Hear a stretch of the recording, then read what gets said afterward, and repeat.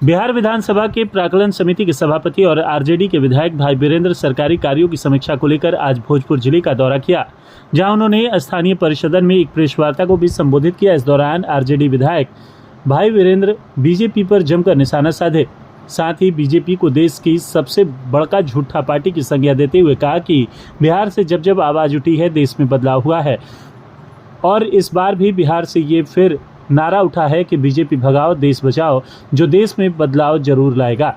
जबकि भाई वीरेंद्र ने इंडिया गठबंधन को मजबूत और अटूट बताते हुए कहा कि आज तक बिहार से कोई प्रधानमंत्री नहीं बना है और इस बार हम लोगों की इच्छा है मुख्यमंत्री नीतीश कुमार इंडिया गठबंधन का नेतृत्व कर देश के प्रधानमंत्री बने, यह हम लोगों की सोच है। वहीं जब पत्रकारों ने भाई वीरेंद्र से आरजेडी सांसद मनोज झा के ठाकुर वाले बयान पर उनकी प्रतिक्रिया जानने की कोशिश की तो उन्होंने कहा कि मनोज झा के बयान को बीजेपी वालों ने सोची समझी रणनीति के तहत तूल देने का काम किया था, जो अब फेल हो गया है। मनोज झा ने किसी की लिखी हुई बात को राज्यसभा के सदन में बोला है, वो किसी जाति के विरोध में नहीं बोले हैं और न ही उनकी मंशा किसी भी जाति को डिमोलाइज करने के लिए था, जो उस हिसाब में बोले हैं। बीजेपी के लोग आरजेडी को बदनाम करने के लिए इन सब बातों को तूल दिया था और जब उन्हें मुंहतोड़ जवाब मिला तो वो लोग अब चुप हो गए। जबकि सुधाकर सिंह के ऑफिसर के मुंह पर थूकने के बयान पर पूछा गया तो भाई वीरेंद्र ने चुप्पी साध कुछ भी बोलने से साफ मना कर दिया। प्राक्कलन समिति के सभापति होने के नाते कई जिलों का दौरा मैंने किया और सरकारी कामों का समीक्षा मैंने किया। चूंकि पॉलिटिकल आदमी है और एमएलए हैं और हमारी सरकार है, महागठबंधन सरकार बिहार में है और बिहार वो भूमि है कि बिहार जब जब अंगड़ाई लेता है देश में परिवर्तन होता है। चाहे वो इतिहास की तरफ जाइए, 1942 9 अगस्त 1942 को बिहार से ही क्रांति शुरू हुई थी और महात्मा गांधी ने अंग्रेजों के खिलाफ में यहां से बिगुल फूका था कि अंग्रेजों भारत छोड़ो का नारा दिया था, तो देश हमारा आजाद हुआ। जब देश आजाद होने के बाद 1974 का आंदोलन हुआ आपातकाल के खिलाफ में, उस समय हमारे नेता आदरणीय लालू प्रसाद यादव छात्र नेता थे और उनके अगुवाई में यहां से लड़ाई शुरू हुई। चूंकि देश के स्तर पर लड़ाई शुरू करनी थी, इसलिए वो गए आदरणीय लालू प्रसाद यादव लोक नायक जयप्रकाश नारायण के यहां और उन्होंने कहा कि इसको संपूर्ण क्रांति का नारा देकर पूरे देश में आपातकाल के खिलाफ में लड़ाई लड़िए। तो उस समय भी बिहार ही अगुवाई किया था। जयप्रकाश नारायण जी बिहार के ही रहने वाले थे और आदरणीय लालू प्रसाद यादव जी उस समय भी आपातकाल के खिलाफ में हम लोग लड़ाई लड़े और फिर एक बार आजादी मिली, ठीक है। और उसके बाद फिर बिहार से ही क्रांति शुरू हुई है।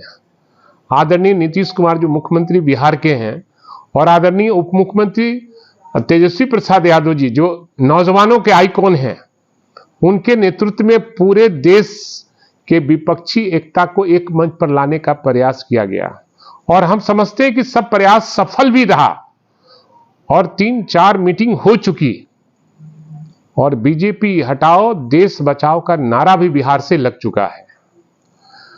और एक बार फिर लगता है कि देश इस बार बिहार की आवाज को सुनती है और बिहार से जब जब चिनगारी फैलती है पूरे देश में चिनगारी वो हो जाती है।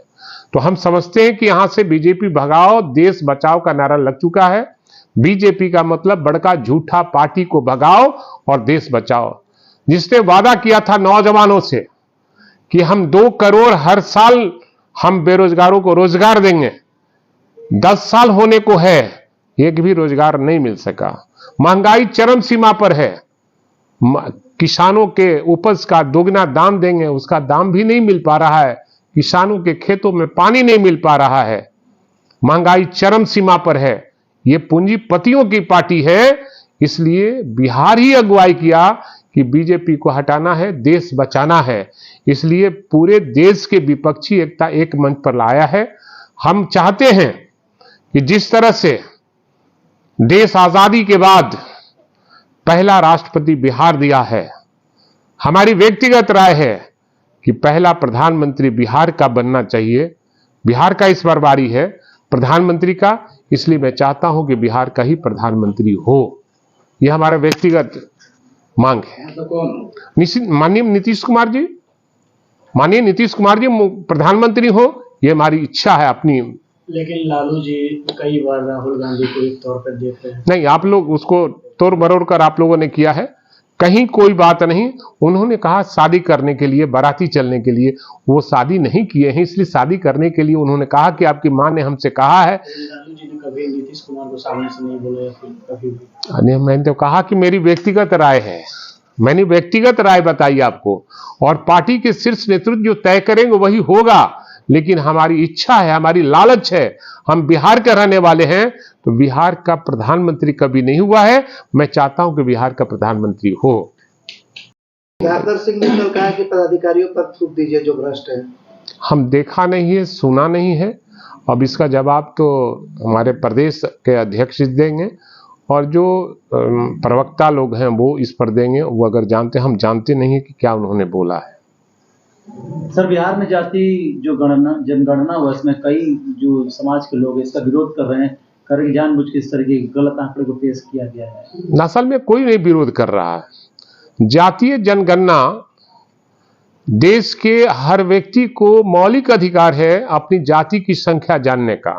इस देश के ये पब्लिक का, नागरिक का मौलिक अधिकार है, और बिहार के लोगों ने सर्वसम्मति से सर्वदलीय बैठक हुई और उसमें सभी दल ने, उसमें बीजेपी भी शामिल था, और सब लोग मिलकर देश के प्रधानमंत्री नरेंद्र मोदी जी से मिलने का काम किया, और उन्होंने आग्रह किया कि जातीय जनगणना जो है पूरे देश में कराया जाए। उन्हें आश्वासन दिया कि ठीक है, इसको देखते हैं, लेकिन उनको कराना नहीं था। लेकिन बिहार के उस समय नेता विरोधी दल थे, आदरणीय तेजस्वी प्रसाद यादव, उन्हीं के दबाव में माननीय मुख्यमंत्री उस समय एनडीए में शामिल थे, और उनके दबाव में यह निर्णय लेना पड़ा कि बिहार में अपने संसाधन से बिहार सरकार जातीय जनगणना कराने का काम करेगी। सर, आंकड़ा जो है वो तो संतुष्ट, सम्मानजनक। ये अगर किसी के संतुष्ट करने के लिए सरकार यहां नहीं बैठी है, वो तो आंकड़ा इसलिए पेश की जो जनगणना कराया गया, और वो बताएं कि कहां जनगणना नहीं हुआ, वह सरकार देखेगी निश्चित रूप से। हमको लगता है कि जो लोग भी आरोप लगा रहे हैं, तो जिस जाति का संख्या ज्यादा बता रहा है उसको डिफेम करना चाहते हैं। हमारी संख्या ज्यादा है, किसी और लोग की ज्यादा है, तो फिर उसको डिफेम कैसे करेंगे आप? जिसकी जितनी आबादी उसकी उतनी हिस्सेदारी। तो क्या लोकसभा और विधानसभा में बिहार में उतनी भागीदारी मिलेगी जिसके जितनी? निश्चित रूप से। और हमारा जो महागठबंधन है सभी जाति और बिरादरी और धर्म के लोगों को लेकर चलती है, इसलिए सबको उसी आबादी के अनुसार मिलेगी टिकट। जो मनोज झा जो सांसद हैं राज्यसभा, उनके जो एक बयान के बाद काफी बवाल मचा राजनीतिक। ये बीजेपी का सोची समझी राजनीति का तहत हुआ, और उसमें फेल कर गया, और उसमें फेल की इस तरह से किया। और मनोज झा जी एक अच्छे वक्ता भी हैं, और उन्होंने जो बात बोली है वो किसी की लिखी हुई बात बोली है, कोई अपने मन से किसी जाति के विरोध में उन्होंने नहीं बोला है, और किसी जाति को डिमोरलाइज करने की बात नहीं कहा है। लेकिन लोगों ने उनको बदनाम और आरजेडी को बदनाम करने का प्रयास किया गया है। जहां मुंह तोड़ जवाब मिला तो चुप हो गया लोग। लेकिन बीजेपी करेगी ये राजद की साजिश है, क्योंकि इधर से मनोज झा ने या कविता पढ़ी और उधर से चेतन आनंद और आनंद मोहन दोनों लोगों का बयान आ गया।